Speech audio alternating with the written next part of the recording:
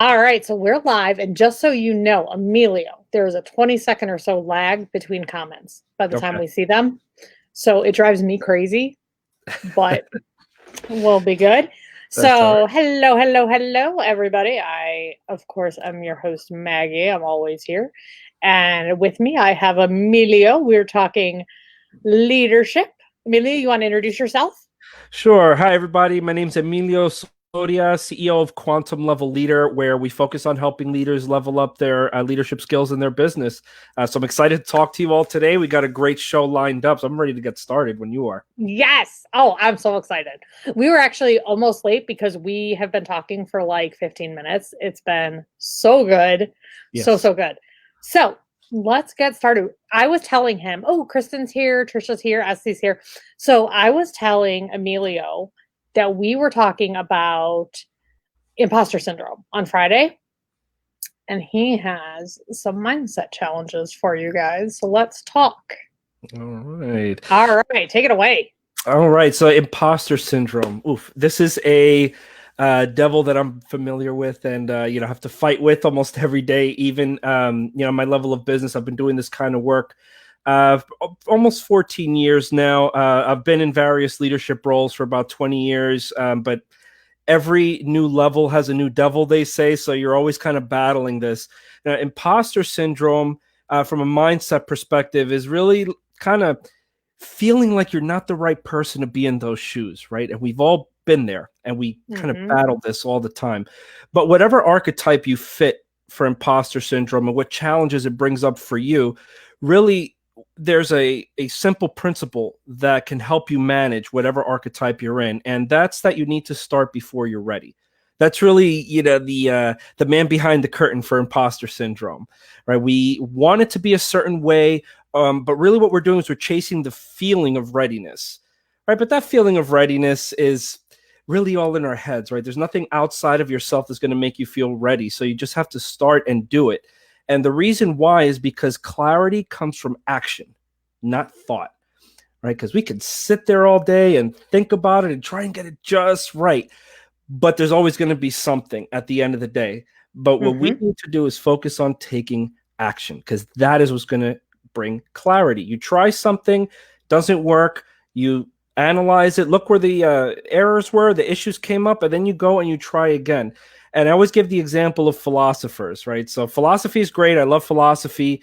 But the greatest lesson philosophers ever learned or uncovered was that they knew nothing, right? So right. So from a practical perspective, thinking about it is not going to get you there. It's really about taking action. So what I'd like to do with this imposter syndrome is talk about some mindset challenges that come up and the principles that go along with them, because this is going to help you overcome that imposter syndrome. And also when you're working with your team or working with your clients, you're going to see in some way, shape, or form, these mindset challenges are going to come up, and this is going to equip you on how to deal with them. So we talked about imposter syndrome as starting before you're ready. The second devil that may come up is procrastination. Can I get an amen? Oh, yeah. Okay. Yeah. Give me, hello, Lisa. Give me an amen in the comments. Okay. That's right. Yeah. Procrastination is a big one. And I liken procrastination to a Band-Aid, right? You're just like, just do it. It's just do it. It's going to suck. It may hurt a little bit, but you know what? At the end of the day, you just have to get the thing done. So for procrastination, it's the concept of sell it before you make it, right? So procrastination for me is another form of that perfectionist kind of activity, right? Is you just want, again, something to be just right, and it's keeping you from doing something. Fear may come up and other things, so we'll talk about that in a minute. But really, it's about getting out there and pushing it before it's done. That concept of sell it before you make it comes from like the course creation world. You don't want to spend all this time creating a course to find out that it just falls flat. So you want to have some sales in the pipeline before you even start making it. So for procrastination, I would say the same principle applies. The next one is self-sabotage, right? We start getting some momentum, and then for some reason we just backslide. It's like, oh my God, I was doing so good. I had the momentum I needed, and just Why do I keep doing this to myself? Yeah. Yeah, so the first thing with self-sabotage that we need to understand is that it's us defaulting back to our comfort zone. That's all it is. Because we're comfortable with a certain set of activities and habits and behaviors. And if we want to change what we're doing, and this is especially true in leadership, because you're going to find the people you're leading are going to self-sabotage also. We need to understand this is people reverting back to their comfort zone. So to combat self-sabotage is really understanding that done is better than perfect. Absolutely. We're going to backslide, but get back on the horse and keep going. That's what it's all about. That's right there. Round of applause. Round of applause. Yes, these are huge. Like, oh. Yeah. So the next one here is comparisоnism, right? Comparisоnism. So there's an old saying, I forget who said it, but comparison is the thief of all joy. Right? So we can compare ourselves to other people all day long. And you know what? There's really nothing wrong with it if it's used to push you ahead and move your vision and agenda forward. But when it starts becoming a problem is when you start kind of feeling a little crappy about yourself and looking at the progress you've made is like, oh, well, that's not like this person. What we're doing really is we're comparing our chapter 2 to somebody else's chapter 20. And I'm sure you've heard this before in some way, shape, or form, right? It's a kind of common analogy, but the principle here for comparisоnism is that success rewards speed. It's not about where you are, where a person is. It has nothing to do with that.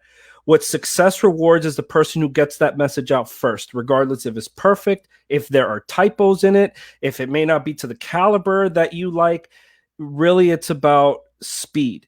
The faster you can get it done, the better you can, or the faster you'll get the feedback that you need to make the changes you make. And actually, you'll be ahead. Failing faster is the path to succeeding more. Right. So just keep that in mind. I love that. That is so smart. Say that again for the people in the back. So failing faster. Failing faster is the path to succeeding more. Oh, that's so good. Yeah, that's the bottom line. I mean, we got to fail fast, man. We'll talk about failure on the next one, which is fear. Yeah. This is a big one. Good. Fear. Fear is an acronym. False evidence appearing real. You may have heard it some way, shape, or form, but it is just an acronym. It's you're looking at something and it's giving you some kind of evidence and it's triggering your response, right? But what you need to understand is that you're really failing two things. Failing, you're fearing the failure and you're fearing the success. So fear of failure is easy, right? We don't want to feel the pain of, oh my God, I tried something and it didn't work. But like I was just saying before, failing fast is the pathway to success. It leads to more success. So failure, all it is really is feedback. It's just telling you what worked, what didn't work, and where you need to focus your energy on. So you could really use that and gain some more momentum as you go. Yeah. And fear, the important thing to learn is that, again, it takes those two roads. I'll talk about fear of success in a minute. But fear, if you think about it, you're walking down the road of fear and it comes to a fork in the road. Are you going to forget everything and run or face everything and rise? So those are the two paths you could take for fear. Now, fear of success is an interesting one because people are like, well, I want to succeed. Like, what do you mean? Well, it's really about having a fear of being seen. Visibility. Right? It's visibility, and it can trigger that imposter syndrome a little bit because, oh my God, what are my family and friends going to think when they see me out here trying to be this successful person, but they know all of my dirty secrets, right? So that's kind of how fear of success comes up, is you don't want to be seen as an imposter, that person who thinks they're all that. That's so true. Oh, I love this. Emilio, awesome. Sorry, everybody else. Oh my gosh. Yeah. So if anybody has any questions as I go, please drop them in. I'm just going through this fast because we have a couple of topics to go through. Make sure we give you guys a lot of value. So again, any questions, drop them in the chat box there. Esty did have a quick question. Sure. She just wondered if you could speak to product-based business at all.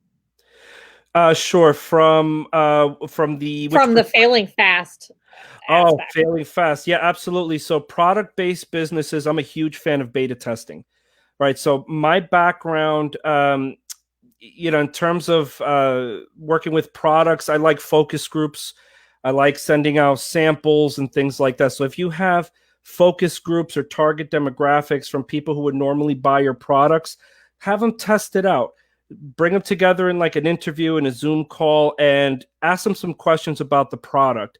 This works good for marketing or anything like that. But that's what I would say is, you know, test it out, test out the products before you go to launch and prototype it, meaning it's the bare bones. And that information you're going to get is going to be extremely helpful later on. You know, but either way, you want to at least you want to have some sales before you sell it, before you make it, excuse me, before you mass produce it.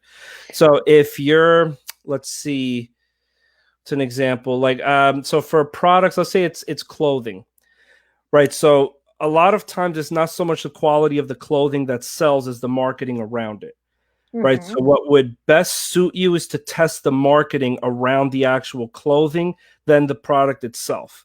You know, and if you're white labeling, let's say like you're white labeling, you know, like skincare products or anything like that. If the product has already been tested as safe, then I would say the same thing. Test the marketing first and test it with a small segment and try and sell a bit of it.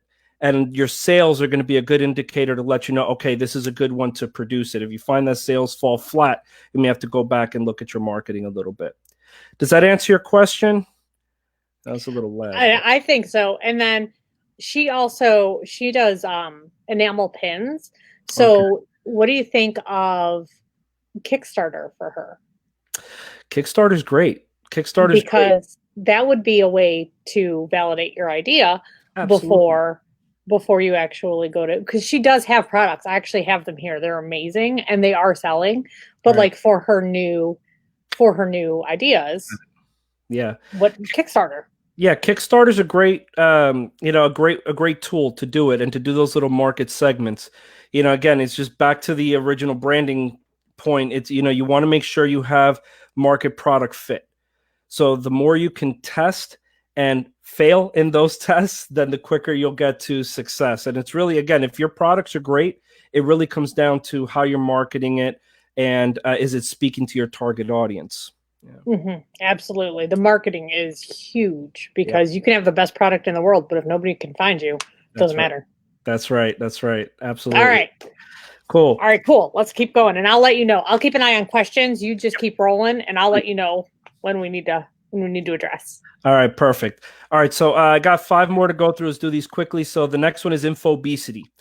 All right. So this is a term I got from a coach of mine. And I was just saying, I love that. Yeah. It's, you know, we're in the information era and we're bombarded with information. So it's important that we consciously consume information that's going to further our vision. Everything else is a distraction until your priority changes. Then you shift what you're consuming.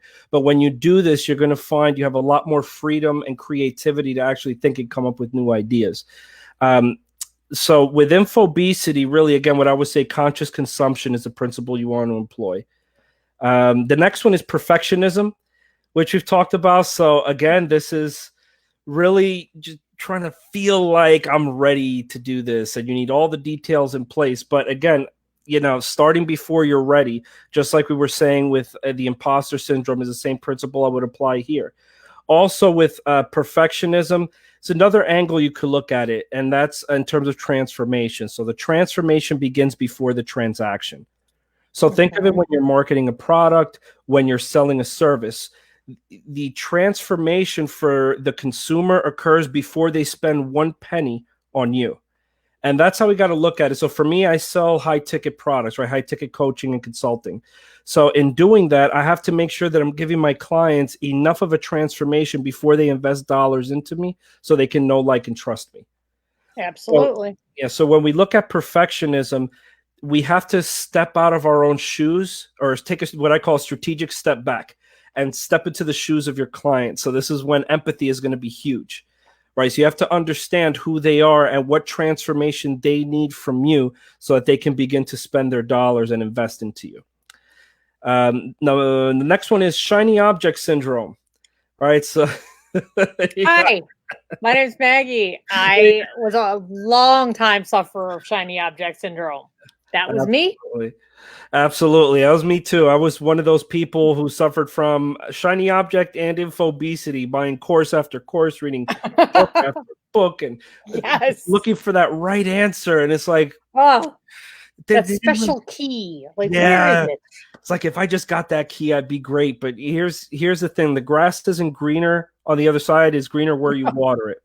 Yep. Right. So that one again, it's clarity comes from action, not thought. This shiny object syndrome is you looking for clarity somewhere. You're digging for gold in different spots where you haven't dug deep enough in one spot. So you have to take enough action, fail enough times so that clarity will come. The next one is self-doubt.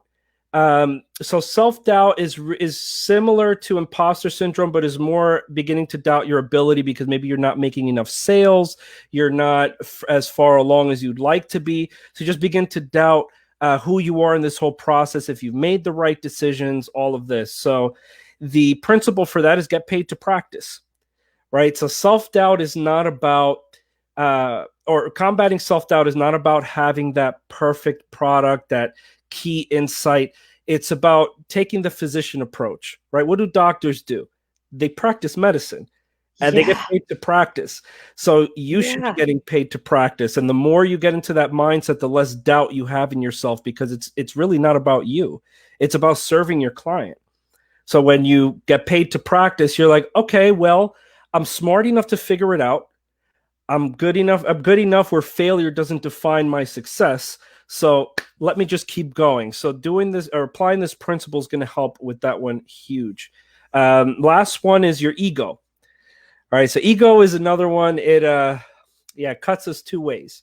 Right. So we can start having some success and be like, I don't need any more coaching. I don't need any guidance. Yeah, I got this. I got this. Don't worry about me. Don't worry about me. Exactly. And the second you start doing that, you stop learning, right? Certainty is the enemy to learning. It's about staying curious, right? And this is the basis to a lot of what I do when I coach executives and C-suite leaders. It's about staying curious. Your experience and your degrees mean nothing. It's not about qualification at one point, right? Because you do have to be qualified to do certain things. So I'm not saying you don't need it. But what I mean is that you're never too qualified or too experienced to be checked or to have more blind spots shown to you. And you're never too old to have a goal. When you stop having a goal, you're going to find your performance is going to dip and you're not going to be able to accomplish at the speed you used to.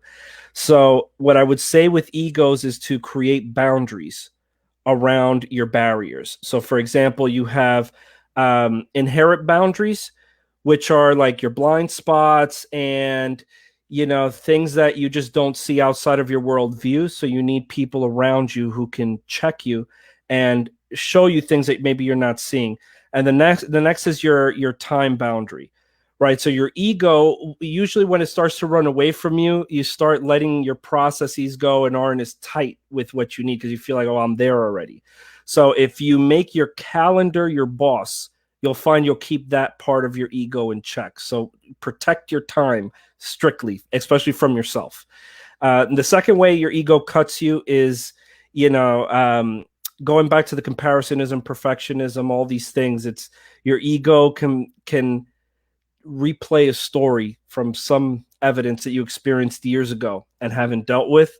So it's important, again, you use those boundaries to help keep your ego from backsliding too far.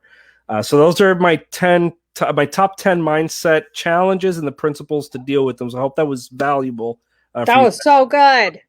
Like, so good. So good. So in the comments, let us know which ones you relate to. Like, and it can be all 10 because I know obesity and shiny object syndrome. Oh my gosh, I should get those tattooed on one on each wrist right next to my punctuation because hello. So good. Thank you. Oh my gosh. Good. Glad it was okay. Yeah.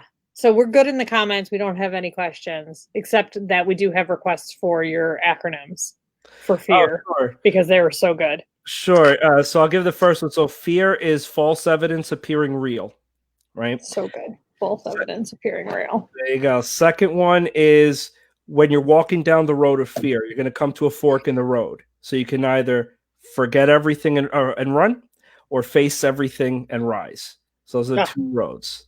Absolutely. so good. Yeah, and I'll give you one more bonus acronym for fail. Fail is first attempt in learning. First attempt in learning. So you want to fail fast. Oh my gosh, that is so good. And our topic today is leadership, but we started off with a mindset check because everything stems from your mindset. Without a solid mindset, nothing else gonna work. So there you go. What does it matter? All right. Awesome. Absolutely. So moving along. Oh my God, that was so good. Awesome. So what do we have as our next? We actually talked beforehand because I have a couple questions that you guys have been asking me in DMs, and I'm like, I don't know. So I asked Emilio because that's what I do. When I don't know, I don't pretend to know. I just ask people who do know. Love that. Because that's what we do. That's what experts do, is they don't pretend to know everything. They don't try to learn everything. They simply go to the people who do. Absolutely. And I'm glad you mentioned that, because a lot of these mindset issues, that's what people, that's what their knee-jerk reaction is, right? Because they don't want to appear, like they don't know, because somehow that kind of impacts their brand negatively, right? But, honestly, I mean, think about your experience. When you've ever run into this know-it-all person, they sound like they're kind of full of it, don't they? They sound like really fake. It's like, oh, okay, okay, no problem. Oh, it's Oh, that too? That's interesting. I'm guessing everything you do is at about 25%, because there's no way you know everything. There's no way. So that is one of the things that we were actually talking about, was we were bringing you on about leadership. So a lot of the people in our group, they don't have teams yet. So some people do, some people don't.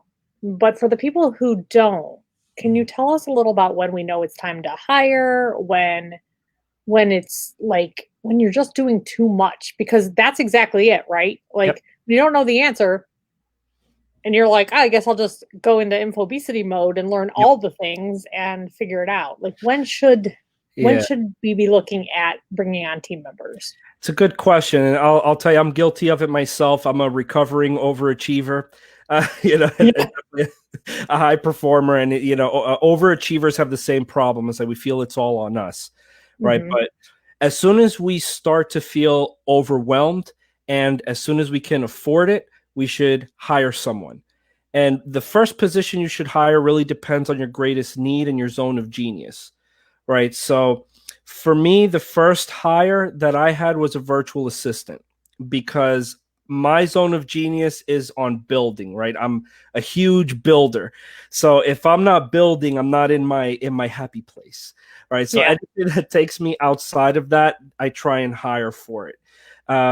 So it depends on who you are and what you like. If you're a systems person and you like building the infrastructure of the business, but let's say you hate sales, then sales would be the first person that you would hire. If you are a creator like me, but you don't like the minutia, you would hire a virtual assistant. If you hate marketing, or writing copy, for example, then a copywriter would be one of the first. And there are different ways to go about hiring your first few people. I like to look at it as your dream team, right? And you need to have your dream team there at least written out, so you know what order or who you're going to hire as you go. And it may change as your business grows and changes. But, you want to make sure that you have your, see, he's getting excited about the information. He's like, I love dream teams.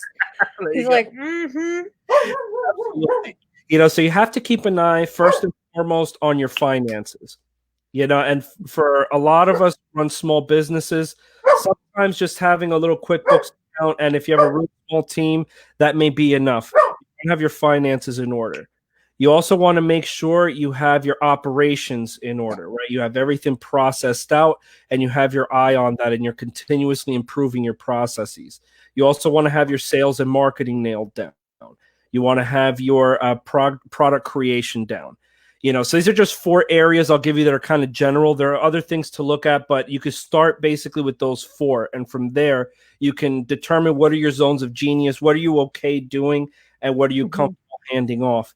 You also want to make sure that you can afford the type of hire that you're looking for. So most things, like for a VA, I mean, they're relatively inexpensive nowadays. So you could find someone good for an affordable price. But for things like marketing, design, you can go to a student, and if you have an LLC, you can offer them an exchange of study credits for fulfilling a contract for you. And I'm a huge fan of this. I use interns a lot for I have 2 interns. There you go. Yeah. And it's the way to go. I mean, it doesn't hurt your pocket, but the thing is, the challenge that comes up with interns is that when they leave, the magic kind of leaves with them. So this is when systems are so critical. You and I were talking about this before, Maggie, about how having processes and procedures are so important, because that's how you begin to duplicate your magic, if that makes sense. Yeah, you need to have that process in place, because otherwise you start at 0 every single time. Absolutely. And that's unacceptable. Oh my gosh. No.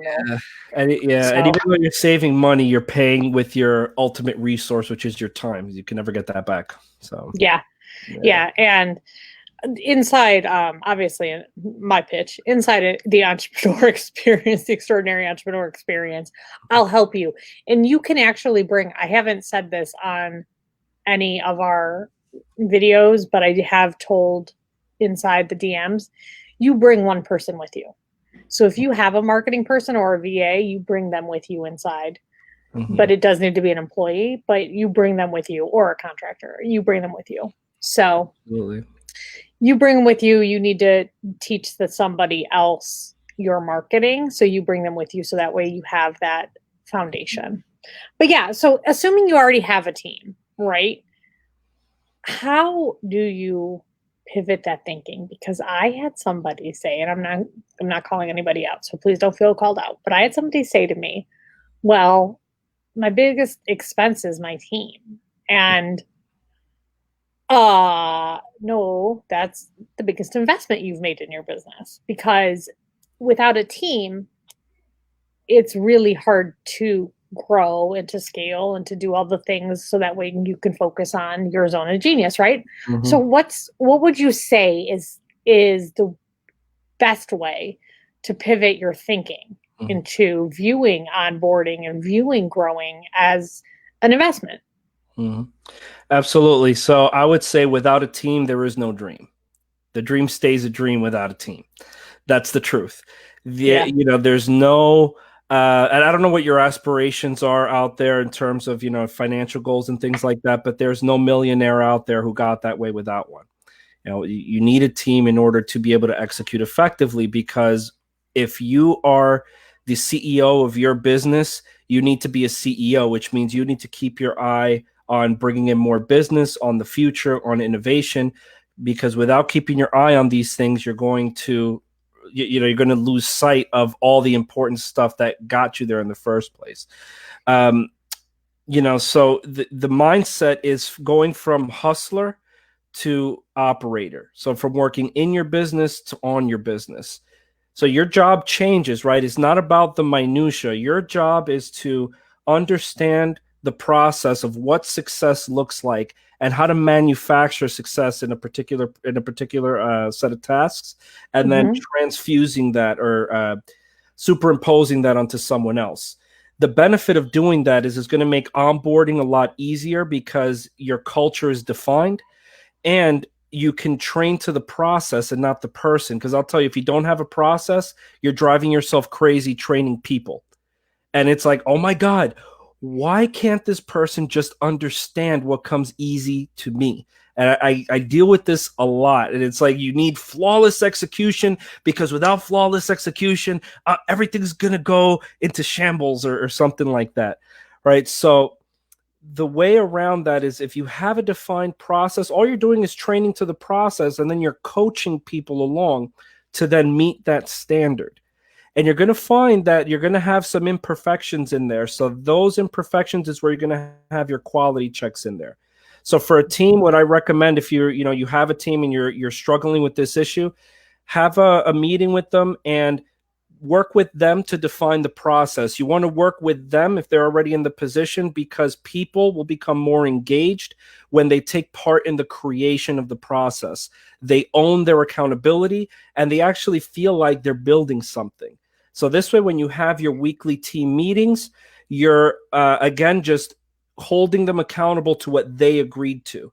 And if it didn't work, you ask them why it didn't work and ask them to solution. And I'll tell you, I have not written like a correction plan or improved the process myself in years, because I believe that the solution lies within the mind of the person you hired. That's why you hired them.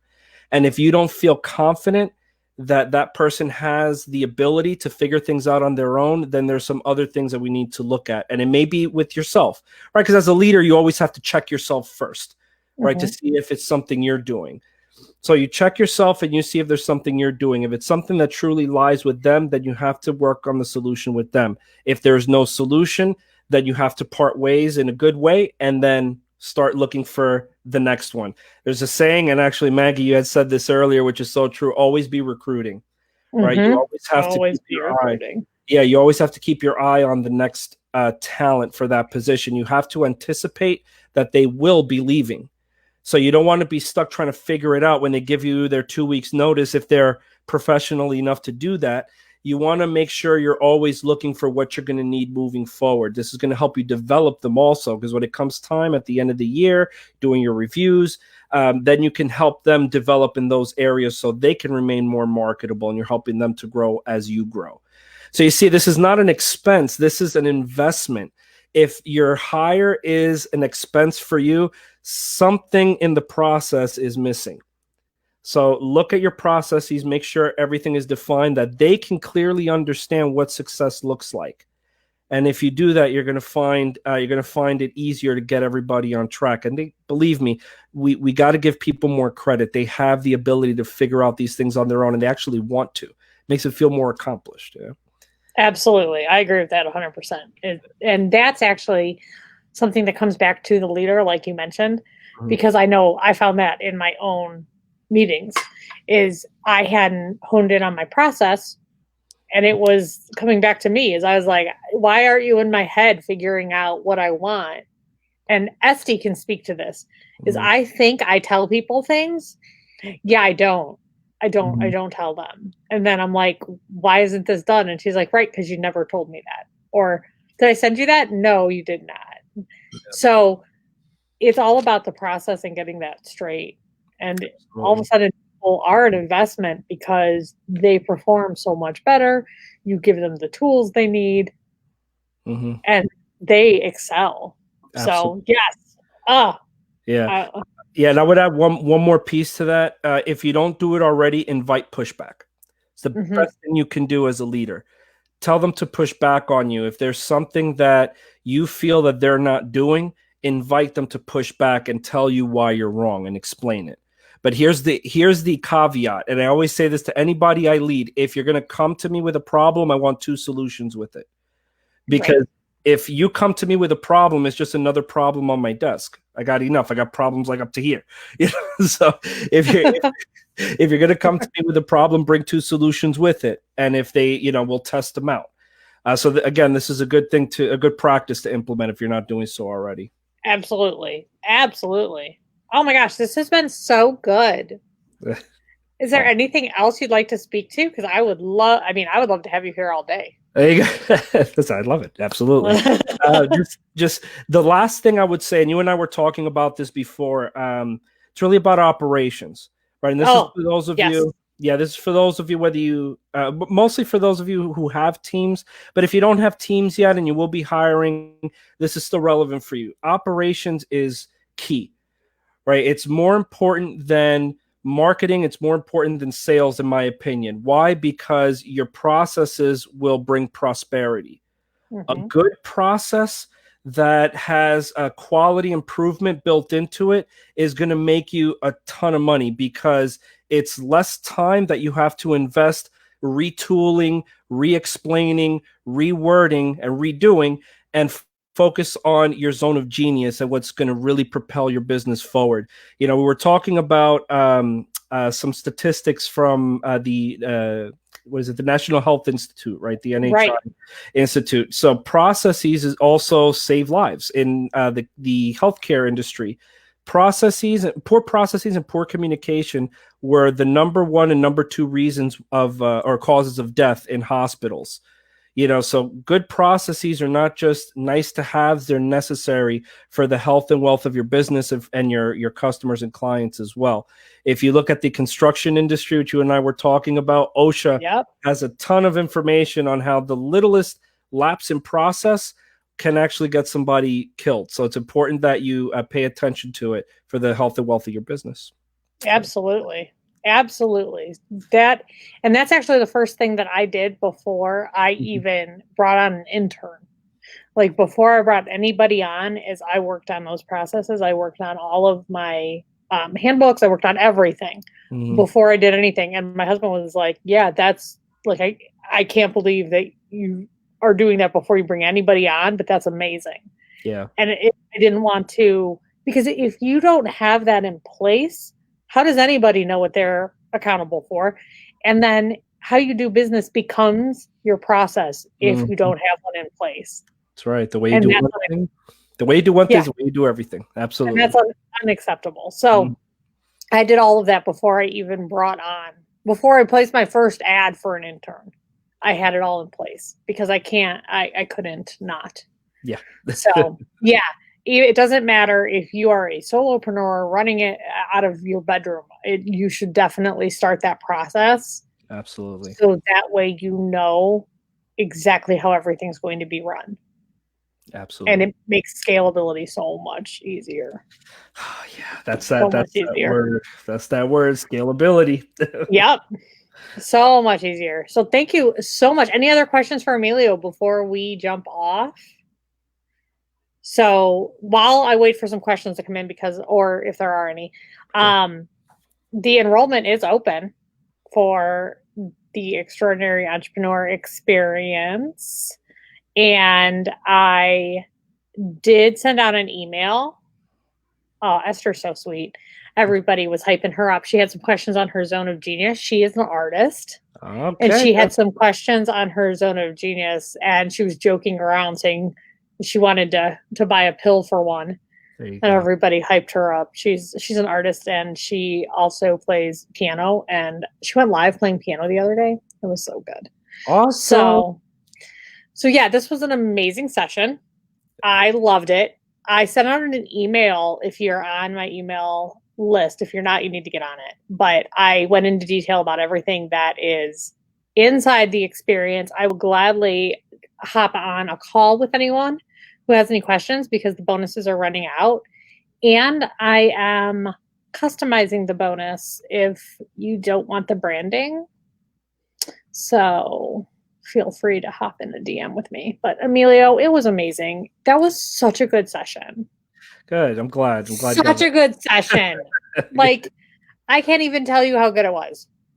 So I would love to have you back anytime you want to be here. You are more than welcome. Open invite. Yeah, well, thank you very much. I'd love to come back. Absolutely, had a lot of fun. And anyone, if you have any questions for me after this, feel free to reach out. You can find me via Emilio Osoria on any of the social media platforms, Facebook. Yeah.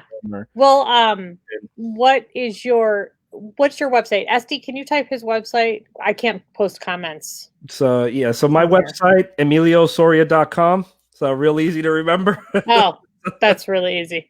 So it's his name. That's it. So my name.com.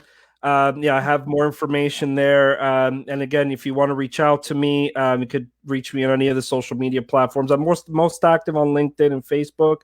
So you can just search up my name there and feel free to connect if you have questions. Oh my gosh. You are so amazing. Thank you so much. Cool. This was great. Absolutely. All right. Bye, guys. Take care.